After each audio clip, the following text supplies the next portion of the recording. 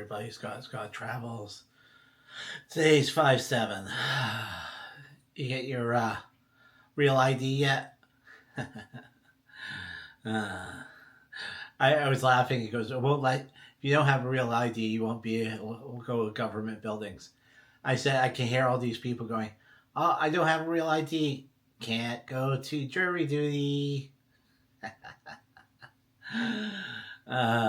Evil thoughts, huh? Let's see, what's in the news today? Supersized ships are all the rage. Well, when will it end? Will the tariffs hurt building these new ships? Will some of the ships get canceled or on delayed? Or in some cases with Royal, delay a new mega ship and build a smaller mid-sized ship and put one on delay.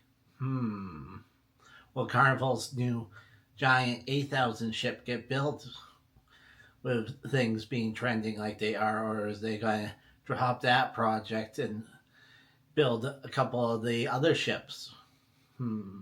See how it goes. Cruise lines like Carnival and Royal are trying to handle the food problem. There's so many complaints about late night food, and Carnival. Well, I was on Carnival in March. I mean, I showed you. I'll probably put up a link for my short of late night food, and it just looked like crap. It looked terrible, and they cut down the midnight. At midnight, the good pizza on the back deck and had square pizza. I'll just tell you that just was not good at all. At a night I went up there and looked. I never saw anything appealing. Like, oh, you could order from room service to round pizza. Oh, that's good.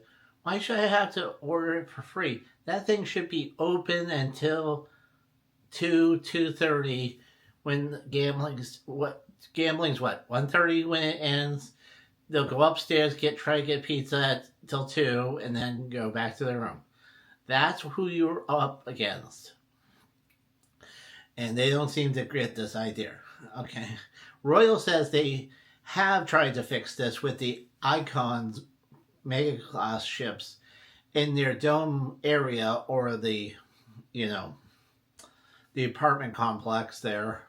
They have many shops that are open. You can get your crepes, Mediterranean, Chinese, mac and cheese, and they're all open to 2 a.m. But expect to be, wait for the food after 11, where they're going to hold back on having stuff just sitting there waiting for you to show up. You're going to have to go, I want this, and they can make it right for you, which, I'm fine with that. That'd be great. I walk up and go, I want this, this, this, and then start making it for you. You wait for it. I mean, it's cooked right now. And then you can walk away with it back to your room, or sit in the little al fresco there. What the hell it's called. So Royal seems to have it down. What to do is, have places open, but just have nothing really ready. Just have, when you show up, you can cook it. The food's ready. It's just not being cooked until you show up. Ask for it. And crepes are easy for that, because all they can do is just, take it out of the refrigerator, buy his, right next to him, scoop it out, and make the crepe in 2 seconds. That's easy. Small ships like the Viking cruise ships will be visiting Mackinac Island 8 times this year. That's a big thing for Michigan and small ships. That's I believe, a national forest or a Forest Service, reserve. That's a big thing to go to, and to have your choices on the small ships to do that through the Great Lakes and other areas, that's wonderful, to see that kind of nature and create things. And of course, the big one today, everyone's talking about, and there's just nothing for news for theme parks today other than this. Disney announced Abu Dhabi Disney. It doesn't say if it's going to be at Disney World, Disneyland, or just Abu Dhabi Disney. Wow. I heard this yesterday, but I just couldn't get confirmation on it, and just so I just went on the MSC tyrant kick about how it's the new ship isn't any better than the older ones. So, but this is a big. It's a joint venture, like in Japan, of Disney and these people who they also run the Ferrari World, SeaWorld, and indoor Warner Brothers World, all in Abu Dhabi. So they know what they're doing, and it's all going to be in the same area. So I mean, you're going to be able to go from 2 or 3 different places in a couple days' time. There's hotels around there.